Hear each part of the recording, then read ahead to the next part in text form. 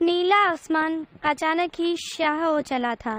बारिश की छोटी छोटी बूंदें अंबर से टपकने लगी थी। तूफान जोरों पर था। दरवाजों के टकराने की आवाज़ सुनकर जूही बाहर आई। अंधेरा देखकर अतीत की स्मृतियां ताज़ा हो गई। कुछ ऐसा ही तूफानी मंजर था आज से 1 साल पहले का। उस दिन उसने जीन्स पर टॉप पहना था, अपने रेशमी केशों की पोनीटेल बनाई थी। वह बहुत ही खूबसूरत लग रही थी। उसने आंखों पर सनग्लासेस चढ़ाए और ड्राइविंग सीट पर बैठ गई। कुछ ही देर में वह बैंक में थी। मैनेजर के कमरे की तरफ बढ़ते हुए उसे कुछ संशय सा था कि उसका लोन स्वीकृत होगा भी या नहीं, पर मैनेजर की मधुर मुस्कान ने उसके संदेह को विराम दे दिया। उसका लोन स्वीकृत हो गया था और अब वह अपना बुटीक खोल सकती थी। आनंद फानन में उसने मिठाई मंगवाकर बैंक स्टाफ को खिलाई और प्रसन्नतापूर्वक घर लौट आई। शुरू से ही वह काफ़ी महत्वाकांक्षी रही थी। फैशन डिजाइनिंग का कोर्स करते ही उसे लोन लेने के लिए आवेदन कर दिया था। पड़ोस के कस्बे में रहने वाली जूही इस शहर में किराए पर अकेली रहती थी और अपना कैरियर गारमेंट्स के व्यापार से शुरू करना चाहती थी। अगले दिन उसने सोचा कि मैनेजर को धन्यवाद दे आए। आखिर उसी की सक्रियता से लोन इतनी जल्दी मिलना संभव हुआ था। मैनेजर बेहद स्मार्ट, हंसमुख और प्रतिभावान था। जूही उससे बेहद प्रभावित हुई और उसकी मंगाई कॉफ़ी के लिए मना नहीं कर पाई। बातों बातों में उसे पता चला कि वह शहर में नया आया है।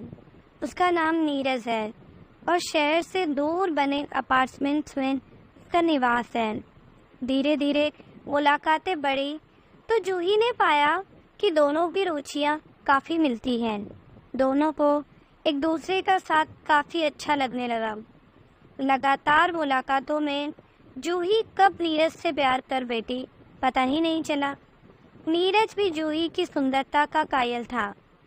बिजली तो उस दिन गिरी जब बुटीक की ओपनिंग सेरेमनी पर नीरज ने अपनी पत्नी नीता से जूही को मिलवाया। नीरज के विवाहित होने का जूही को इतना दुख नहीं हुआ जितना नीता को उसकी पत्नी के रूप में पाकर। नीता जूही की सहपाठी रही थी और हर बात में जूही से 19 थी। उसके अनुसार नीता जैसी साधारण स्त्री नीरज जैसे पति को डिजर्व ही नहीं करती थी। सहेली पर विजय की भावना जूही को नीरज की तरफ खींचती ले गई और नीता से अपनी श्रेष्ठता प्रमाणित करने के चक्कर में जूही का नीरज से मिलना जुलना बढ़ता गया। नीता खुश थी। अकेले शहर में जूही का साथ उसे बहुत अच्छा लगता था। वह हमेशा उससे कुछ सीखने की कोशिश करती, पर इन लगातार मुलाकातों से जूही और नीरज को कई बार एकांत मिलने लगा। दोनों बहक गए और अब एक दूसरे के साथ रहने के बहाने खोजने लगे। नीता को अपनी सहेली पर रंच मात्र भी शक नहीं था और नीरज पर तो वह आंख मूंद कर विश्वास करती थी। विश्वास का प्याला तो उस दिन छलका जब पिताजी की बीमारी के चलते नीता को महीने भर के लिए पीहर जाना पड़ा। सरप्राइज देने की सोच में जब वह अचानक घर आई तो उसने नीरज और जूही को आपत्तिजनक हालत में पाया। इस सदमे से आहत नीता बिना कुछ बोले नीरज को छोड़कर चली गई। जूही अब नीरज के साथ आकर रहने लगी। कहते हैं ना कि प्यार अंधा होता है, पर जब everything is fair in love and war का इरादा हो तो शायद वह विवेक रहित भी हो जाता है। समय अपनी गति से चलता रहा। जूही और नीरज मानो एक दूसरे के लिए ही बने थे। जीवन मस्ती में कट रहा था।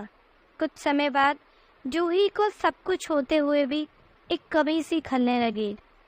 आंगन में नन्ही टिलकारी खेले वह चाहती थी, पर नीरज इसके लिए तैयार नहीं था। उसका कहना था कि लिव इन रिलेशनशिप की कानूनी मान्यता विवादास्पद है, इसीलिए वह बच्चे का भविष्य दांव पर नहीं लगाना चाहता। जूही इस तर्क के आगे निरुत्तर थी। जूही का बुटीक अच्छा चल रहा था। नाम व कमाई दोनों ही थे। एक दिन अचानक ही एक आमंत्रण पत्र देखकर वह सकते में आ गई। पत्र नीरज की पर्सनल फाइल में था। आमंत्रण पत्र महक रहा था। वह था तो किसी पार्लर के उद्घाटन का, पर शब्दावली शायराना व व्यक्तिगत सी थी। मुख्य अतिथि नीरज ही थे। जूही ने नीरज को मोबाइल लगाना चाहा, पर वह लगातार आउट ऑफ रीच आता रहा। दिन भर जूही का मन काम में नहीं लगा। बुटीक छोड़कर वह जा नहीं सकती थी।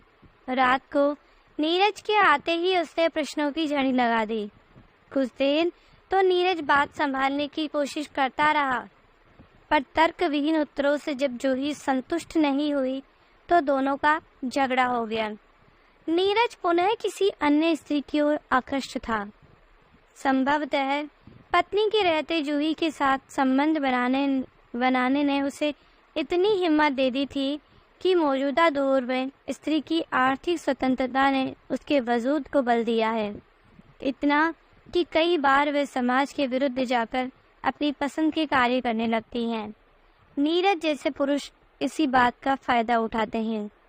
उन्होंने पढ़ी लिखी बराबर कमाने वाली स्त्री को अपने समान नहीं माना, बल्कि उपभोग की वस्तु समझकर उसका उपयोग किया। अपने स्वार्थ के लिए जब चाहा उन्हें समान दर्जा दिए, जब चाहा तब सामाजिक रूढ़ियों के बंधन तोड़ दिए। विवाह उनके लिए सुविधा का खेल हो गया। इस आकस्मिक घटनाक्रम के लिए जूही तैयार नहीं थी।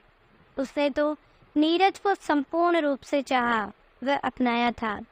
नीरज को अपनी नई महिला मित्र ताजा हवा के झोंके जैसी दिख रही थी।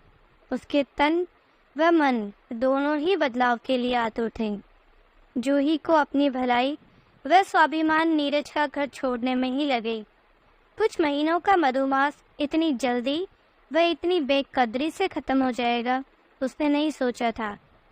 नीरज ने उसको रोकने का थोड़ा सा भी प्रयास नहीं किया। शायद जूही ने इस कटु सत्य को जान लिया था कि पुरुष के लिए स्त्री कभी हम कदम नहीं बनती। वह या तो उसे देवी बनाकर उसे नैसर्गिक अधिकारों से दूर कर देता है, या दासी बनाकर उसके अधिकारों को छीन लेता है। उसे पुरुषों से चिढ़ सी हो गई थी। नीरज के बारे में फिर कभी जानने की उसने कोशिश ही नहीं की। न ही नीरज ने उसके साथ कोई संपर्क साधा। आज बादलों के इस छुरमुट में पिछली यादों के जख्मों को सहलाते हुए वह सोच रही थी कि विश्वासघात किसने किसके साथ किया। तो दोस्तों, कभी किसी रिश्ते के साथ गलत ना करें, क्योंकि खुद के साथ भी हमेशा ईश्वर वैसा ही करता है। आपको ये कहानी कैसी लगी प्लीज़ कमेंट में ज़रूर बताइए। चैनल को लाइक एंड सब्सक्राइब करना मत भूलिए। थैंक यू दोस्तों।